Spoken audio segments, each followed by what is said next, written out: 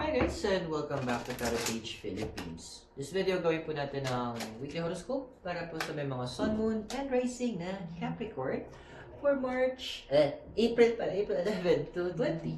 So kung bago kayo sa channel, subscribe, like, and share. At kung hindi nyo pa alam po ano po yung Sun, Moon, and Rising sa inyo po, sa dulo po ng video, we have a link for this para mapanood nyo po. Remember, the readings are for guidance purposes, so use your free will wisely. And guys, open na po pala ating membership. Invite ko kayo na i-click nyo po yung join button sa baba para magkaroon kayo ng access sa ating mga extended readings at mga additional benefits po.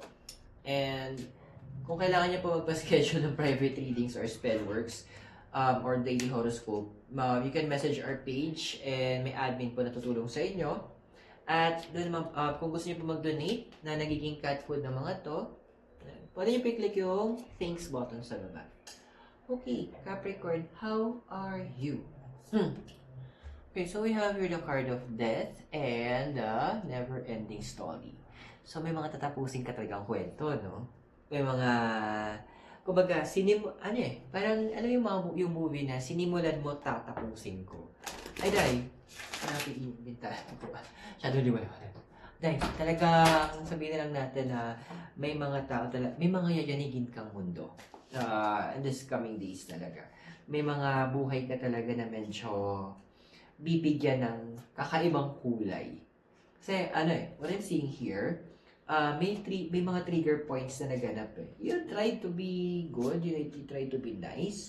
Unfortunately, andoon na medyo na-push ka na sa edge mo. Napunta ka na doon sa sabihin natin na tipping point mo at hindi mo na bet yung mga bagay-bagay. And andoon lang na, let's just say you're in your strategy moment and kapag na-set mo na yung mga bagay-bagay for you, andoon na bigla mo na lang iti-trigger. Okay, parang gano'n. So this other card is actually for your extended reading. Babasahin natin siya later. Kasi may mas malalim siya message eh. So, ano ba yung, crossing mo, ba't hindi mo pa pinaggagawa din to? So we have here kasi, to be fair, tsaka the card of the sun. So, andito pinapakita ng card kasi na, isa sa kumbaga andoon na, you're still trying to be nice. Pero, konti lang. Basit na lang ka. Basit talaga yun. Talagang, you will just explode. Kasi, andoon na with the card of to be fair. Ang hinahabol mo na naman, literally, is fairness. Pero parang hindi na maigawa. Hindi nila maibigay. Hindi nila masimulan. Parang andun yung punto na, parang kapag naging fair para sa'yo, para ang lalabas sa iba hindi na. Parang alam mo yung ginawa kang ikaw yung ginawa na sacrificial lang, which is hindi dapat. Kasi bakit? Why? Hindi mo din yun yung tanong mo, hindi mo din mag-gets eh. Bakit ganun yung naging nangyari? Bakit ganun yung ginawa? Bakit kailangan na ikaw na hindi mo rin naman mag-gets bakit? Di ba may wrong? Ayun. Now, your desire card kasi dito is the 8 of Cups, tsaka si Unfinished Symphony. Andoon na ang gusto mo lang naman, it's right now actually with 8 kasi it's about power eh. You just need to focus right now in controlling your emotions eh. Yun yung desire mo. And the symphony na sinimulan neto ng mga taong to, ikaw tatapos. Talagang tapos mo na to. Tapos ang laban. Ano yung punto na you will be doing some things na sabihin lang natin na hindi mo naman talaga gustong gawin. Pero nilagay ka kasi sa posisyon na para gawin yon. Pinush ka, kumbaga nilagay ka sa may bangin and you have no choice but to push back na. Wala ka ng choice kundi kung ano man yung tinutugtog nilang kalokohan. You desire to finish it. You desire to demolish it. Ang gusto mo is sirain lang to. Kasi hindi na maganda yung kinakahinat doon. Yung una, parang pinapalagpas mo, pinapalagpas mo pa eh. Pero, alam mo yung, wait lang, hindi na maganda to ah. Walang ganun. Di na makatarungan to, di na makatao to. This is by far too much to handle. Kasi yung foundation mo dito, ang pinapakita sa akin, na din, ayos tayo anak. Ayun, it's the High Priestess tsaka si Breathe. Andoon na isa sa mga foundation mo is yung tinatawag na coexisting, na kahit na naranasan na ninyo, minsan magkakaiba kayo ng opinion ng mga kaibigan mo in terms of religion or in terms of politics, pero andoon na nagko-coexist kayo because of the mutual respect and meron kayong tolerance and alam niyo yung mga boundaries ng bawat isa, na kung pag-usapan man, sabi natin, pag-usapan man yung mga sensitive topics, hindi siya pinag-uusapan to degrade the other person, pero doon na pinag-uusapan siya to help to have a better understanding doon sa aspect na yon, or andoon na magkaroon na mas malalim na idea, or mabigyan siya ng masyadong light yung mga tanong na hindi masagot ng karaniwan. Na alam natin na yung friend ko kaya niyang i-explain na maayos yun, so sa kanya ako magtatanong. Yun yung foundation mo talaga eh. However, in the past, influential pa sa'yo is yung Hierophant and why. Alam mo yung tipong, busy ka lang naman House of Career. Ginagawa mo yung career mo. Ginagawa mo yung duties, yung responsibilities mo. Pero bakit ako yung parang napunterya? Parang, you have this question na bakit ako yung parang ginagawang masama ngayon? Bakit ako yung parang, sabihin natin parang ginipig? Why? Parang yun literal, why? Yun yung mga bagay na gusto mo sanang masagot, pero may part kasi na parang wapakels ka na, dead man na lang sa inner reason, the deeper reasons. Parang andoon na hindi mo na lang iniisip kung ano yun. You just want to make sure to fix what needs to be fixed. Andoon na pinupush mo yung sarili mo na ayusin ko lang yung kailangan ayusin, at andun yung punto na andun yung point na wala kang pakialam na kung yung may mga magugulo, may mga maapektuhan sa pag-aayos mo. Kasi ang nasa mindset mo na ngayon, things that needs to be in order. Yes, may mga tao na maapektuhan, pero sila din naman yung may kasalanan bakit sila maapektuhan. Kasi sila yung isa sa mga reason why nagkakagulo is because of what they did. Kumbaga, this is the consequences. You're not out there to hurt people. You're out there to do what is right. Malaking magkakaiba nun. Now, yung pinaka ikaw in the near future, yung magiging changes sa'yo, yung evolution mo, is the Yang and the Two of Cups. Andun yung point na you will not really care, wala kang pakialam, kung ano yung pinagsamahan, gano'ng kalalim yung pinag-usapan. Kasi andun yung point of, with the Two of Cups in reverse, andun yung point of betrayal And with the card of the Yang, ito yung energy of Aries na rin na aggressive. Andoon na ilalaban. And itong point dito with the card of the Yang, andun yung point na wrong is wrong, right is right.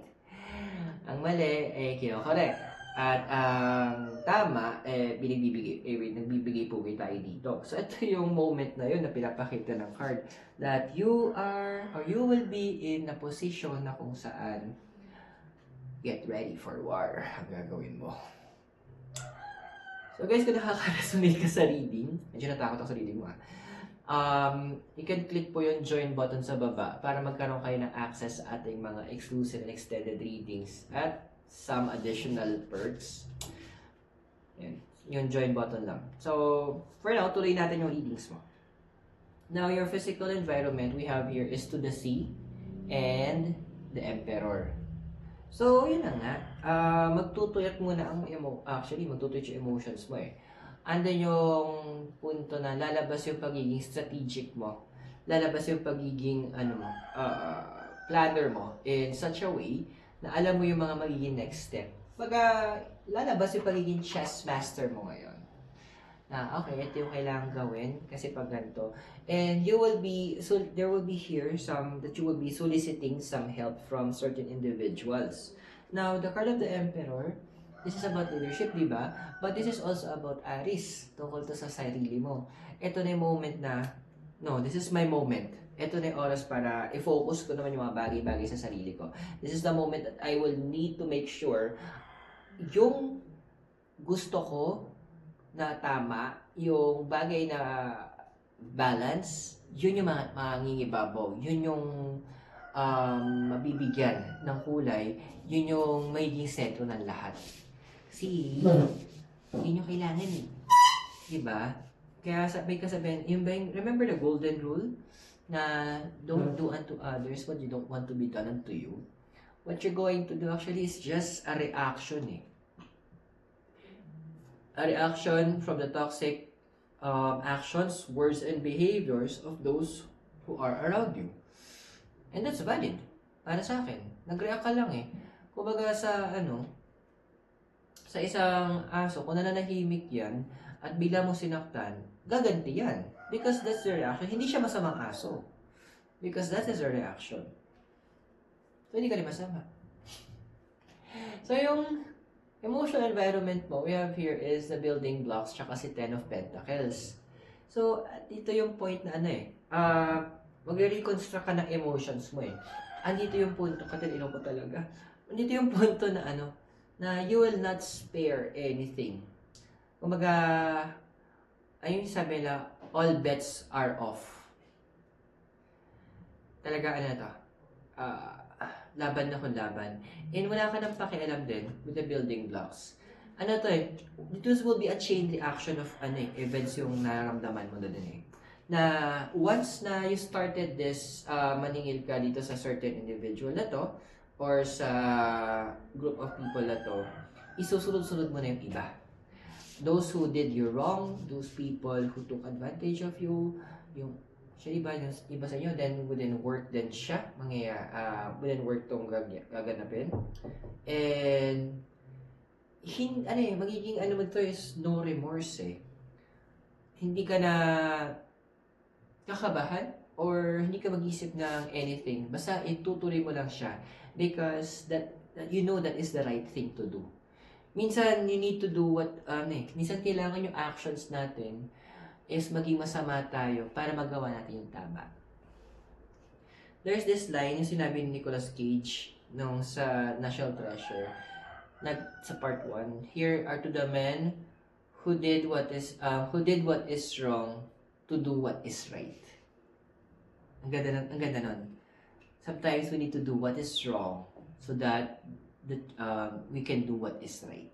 At ito na yung moment na yun. Your desire card is the Thinker and the Knight of Wands. So you're just asking for the universe from some strategies. Actually, medyo may iba sa inyo, nag-seek din kayo na indirectly, you are soliciting or asking advices from other people. Ano ba yung pwedeng gawin dito? Ano ba yung hanas na tungkol dito? Ano ba yung pwedeng maging effect pag ganito? So, you are trying to weigh yung mga options mo, yung mga possibilities mo, and you're also trying to check yung pwedeng maging consequences ng actions mo, kung kaya mo bang harapin, or is it really worth it? So, you're hoping to get those information very soon, kasi meron ka ng mga, sa MasterChef, meron ka ng niluluto. Na sabi lang natin na something. Now, your possible future, we have here is the co-create and the card of the lovers. Hi! So, today masasabi ko sa possible future. Kasi si lovers, Gemini so it's about expression and communication.